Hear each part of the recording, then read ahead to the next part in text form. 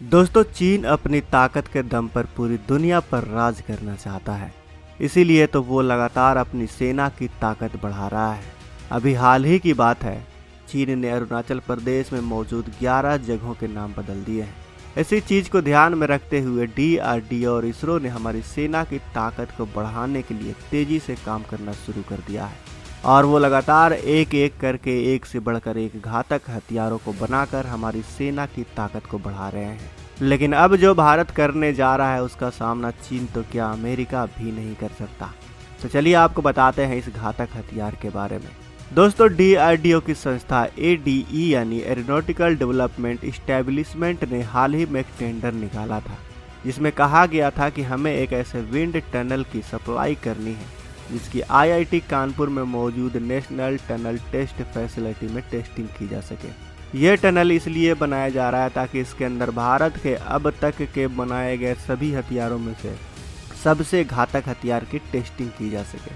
आखिर क्या है यह हथियार जिसके लिए DRDO ने टनल की मांग की है? ये जानकारी जब सामने आई तो भारत के सभी दुश्मन देश पूरी तरह से दहल गए। दोस्तों, भारत का यह हथियार है फूफा यानी फ्यूचरिस्टिक अनमैन्ड फाइटर एयरक्राफ्ट। ये भारत का पहला अनमैन्ड लड़ाकू विमान होगा। यह भविष्य का ऐसा फाइटर जेट होगा जो हमारे दुश्मनों को चैन की नींद नहीं सोने देगा। सूत्रों के मुताबिक ये प्रोजेक्ट अभी शुरुआती फेज में है, इसलिए इसके बारे में ज़्यादा जानकारी कहीं भी शेयर नहीं की गई है। न ही इस प्लान को लेकर कहीं पर ज़्यादा सूचना दी गई है। लेकिन बताया जा रहा है कि दुनिया भर में इस तरह के प्रोजेक्ट पर जो काम चल रहे हैं उसी तकनीक को भारत स्वदेशी तकनीक से पेश करने वाला है। इस वक्त अमेरिका, रूस समेत कई देश मानव रहित लड़ाकू विमानों को बनाने में जुटे हुए हैं ताकि मिलिट्री की ताकत में बड़ी स्तर पर सुधार किया जा सके। विशेषज्ञों का कहना है कि यह पहला एयरक्राफ्ट होगा जो पूरी तरह से AI द्वारा संचालित होगा। ये खुद ही अपने दुश्मन के ठिकानों का पता लगाएगा और खुद ही उसको टारगेट भी करेगा। बताया जा रहा है कि इस फाइटर जेट की टेस्टिंग के दौरान इसकी स्पीड 1.2 मैक की होगी। वहीं अगर इसका परीक्षण सफल रहा तो इसकी टेस्टिंग 2.1 मैक की होगी। इन दोनों ही परीक्षण के लिए इसके डिज़ाइन को तैयार कर लिया गया है और इस अनमैन्ड लड़ाकू विमान को फाइटर जेट की तरह ही बनाया जाएगा। बस इसकी खासियत यह होगी कि इसे पायलट नहीं बल्कि AI उड़ाएगा। इस विमान की ताकत इतनी होगी कि यह ताकतवर से ताकतवर मिसाइल और ड्रोन को पल भर में राख कर सकता है। वहीं से एयरक्राफ्ट में ऐसी तकनीकों का इस्तेमाल किया जाएगा जो इसमें हुए छोटे मोटे डैमेज को खुद ही ठीक कर लेगा।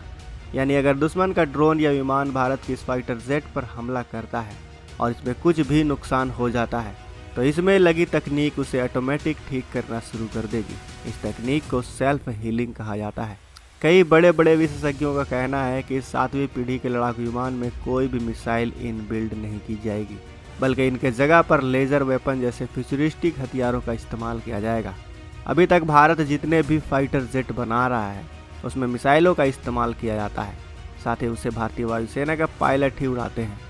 भारतीय सेना में इसे AMCA के 5वीं पीढ़ी और AMCA MK2 जो 6ठी पीढ़ी का विमान होगा उनके बाद ही शामिल किया जाएगा, क्योंकि इस वक्त भारत के वैज्ञानिक भारतीय वायुसेना के लिए AMCA के पहले वर्जन को तैयार करने में लगे हुए हैं, जिसे 2030 के अंत तक शामिल किया जाना है। वहीं इसके बाद 6th जनरेशन के AMCA को शामिल किया जाएगा। इनके शामिल होने के बाद ही फूफा फाइटर जेट यानी भारतीय सेना में सेवा देने के लिए तैयार होगा। अगर ऐसा होता है तो भारत 7वीं पीढ़ी का फाइटर जेट बनाने वाला पहला देश होगा। वहीं इस वक्त पूरी दुनिया 5वीं पीढ़ी के लड़ाकू विमानों का इस्तेमाल कर रही है। रूस और अमेरिका इस वक्त 6th जनरेशन के फाइटर जेट को बनाने में लगी हुई है। रूस के 6th जनरेशन के फाइटर जेट का नाम मिक्योन PAKDP यानी MiG-41 रखा गया है। तो वहीं अमेरिका NGAD फाइटर जेट पर काम कर रहा है। ऐसे में इन देशों को जब यह पता चला कि भारत 7वीं पीढ़ी का फाइटर जेट बना रहा है तो इन देशों को यकीन ही नहीं हो रहा है। फूफा के जरिए भारत 4 तरह के बड़े काम कर सकता है। पहला सामरिक आक्रमक, दूसरा बंद वायु समर्थन, तीसरा मिसाइल आक्रमक, चौथा दुश्मन की वायु रक्षा को भेदना और दुश्मन की वायु रक्षा को ख़त्म करना। इन 4 कामों से भारत किसी भी दुश्मन को नेस्तनाबूद कर सकता है। आपको बता दें कि हिंदुस्तान एरोनॉटिक्स लिमिटेड ऐसे ही autonomous unmanned air vehicle CATS Warrior पर भी काम कर रहा है, जो एक ड्रोन होगा। यह AMCA तेजस MK2 और TEBDF जैसे लड़ाकू विमानों के समर्थन में एक साथ आसमान में उड़ान भरेगा। इसका अधिकतम टेक ऑफ वजन 2100 किलोग्राम का होगा, जबकि फूफा का टेक ऑफ वजन 5500 किलोग्राम का होगा। यह अपने साथ जरूरत पड़ने पर 1500 किलो का न्यूक्लियर पेलोड भी ले जाने में सक्षम होगा। यानी फूफा को भविष्य में भारत का छोटा बॉम्बर भी कहा जा सकता है, जो सिर्फ दुश्मनों के लिए तबाही और आतंक का दूसरा नाम होगा। यही कारण है कि आधे से ज़्यादा देश AMCA पर काम करना चाहते हैं, ताकि भविष्य में फूफा पर भी काम किया जा सके और उसे अपनी वायुसेना में शामिल कर सके। लेकिन भारत ने उन सभी देशों की मंशा को समझ लिया है और उनका ये प्रस्ताव ठुकरा दिया है। अब देखना यह है कि क्या भारत फूफा को बनाने में सफल होगा या भविष्य में किसी मजबूरी के कारण दूसरे देशों के साथ इस पर काम करना पड़ेगा। वैसे दोस्तों, आपको क्या लगता है, क्या भारत अपने दम पर फूफा प्रोजेक्ट को कंप्लीट कर सकता है? हमें अपनी राय कमेंट बॉक्स में अवश्य बताएं।